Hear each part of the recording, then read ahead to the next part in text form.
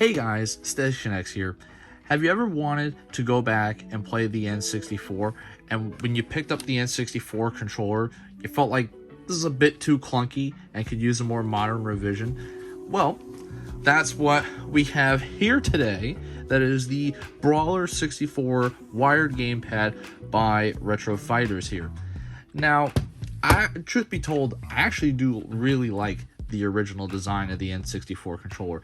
It's iconic, it's classic, but there are some weird little quirks about it, and there are people who are not a big fan of this controller. I can kind of understand that.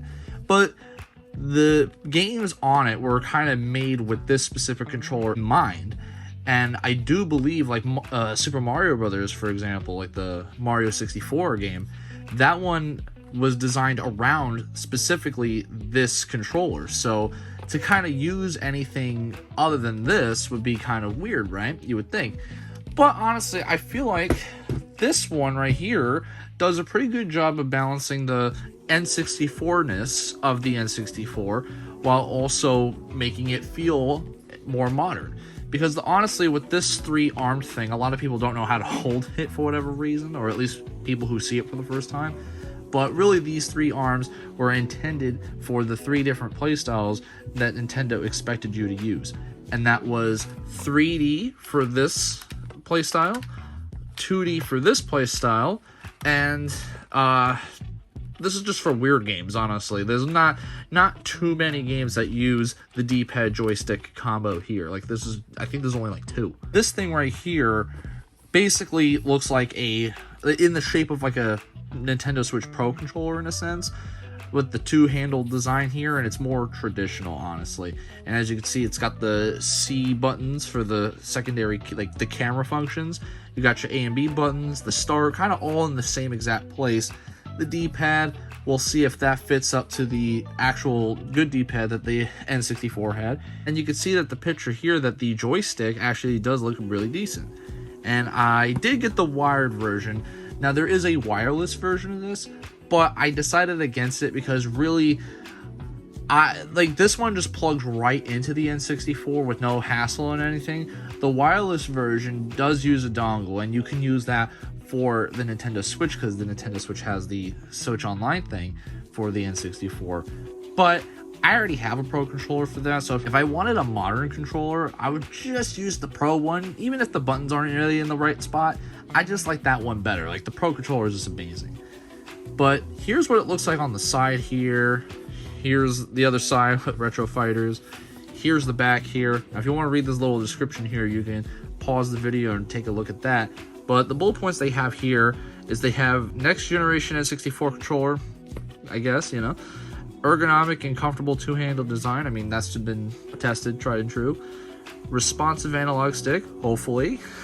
Ultra-fast turbo function.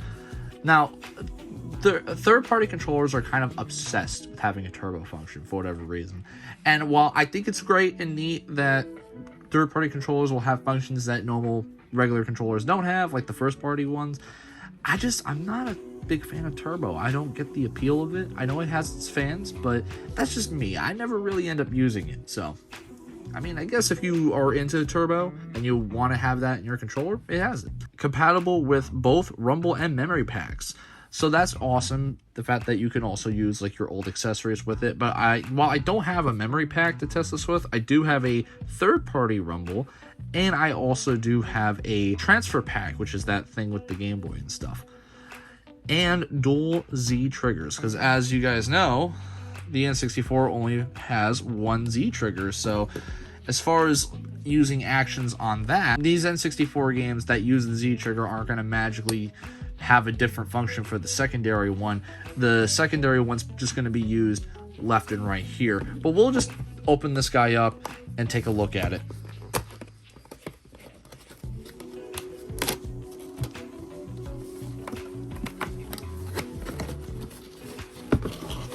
Okay.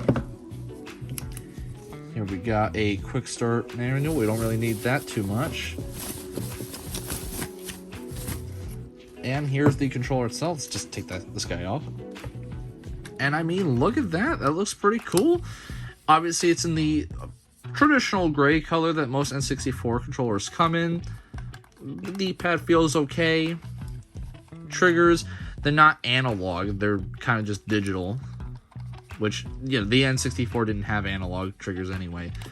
Bumpers feel okay, they feel squishy, kind of, you know, you can push them down, and I don't know, they don't feel like, I do like the Switch bumpers a little bit better, but these are fine. And yep, the C buttons feel good, A and B feels good, start, you know. There's the clear button and turbo, which I'm assuming this clear button clears the turbo functions, I'm assuming. Now, something you may have noticed here is that the thumbstick has these ridges. Now, the N64 thumbstick had ridges as well, but these look a lot more similar to the GameCube one here. In fact, the whole thumbstick kind of reminds me of the GameCube, although there's more of like rubber protecting the thumbstick here. Whereas also, again, in this one, there is no rubber. It's just like this hard plastic, which is, you know, sometimes doesn't feel the best. But I guess if you're using this for Mario Party, at least this will not hurt your palms all too much. But yeah, this looks pretty good. And here is the plug. Now, of course, it's the standard N64 plug, which we could compare to a first-party one. And, I mean, it looks pretty good. It's obviously missing the Nintendo logo, but it looks basically the same. And so that also means if you have adapters to plug this thing into a PC, you can also use the same thing. Here we have the port here to use for the rumble and stuff. And so I have a third-party one, and this does fit in. This actually fits in better than my actual N64 one does. This typically gets stuck in there sometimes. And then here we have the transfer pack, which is mainly used for like a couple Game Boy games to use on the like N64. So like Mario Tennis and Golf has both Game Boy and N64 versions. This is what this is used for. Plus Pokemon Stadium had a cool thing where you could play Pokemon Game Boy games on there and stuff. And this it plugs in. I don't know if this works per se, but it is a little bit of a tight fit. I don't know if it's like that. So this has like an opposite reaction to the controller, because typically when I plug this into the regular N64 controller, fits just fine. So I don't know if this is meant to work with the Retro Fighters controller, but as you can see here with this thing, this tends to give me a hard time, especially taking it out, but it does work. So I'd imagine that this would work for this as well. And I don't have a memory pack to really put in here, but I'm assuming since it's advertised on the box that it'll work.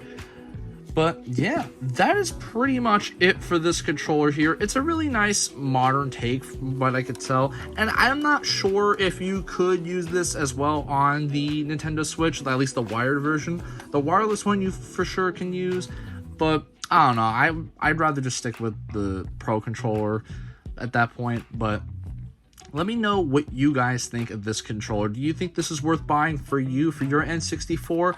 Or do you prefer to have the original controller? Let me know what your guys' thoughts and opinions are in the comments below. And as always, if you like and enjoy my content and want to support me even more, a like and subscribe is always well appreciated. I've been Station X, and I hope you guys have a wonderful day.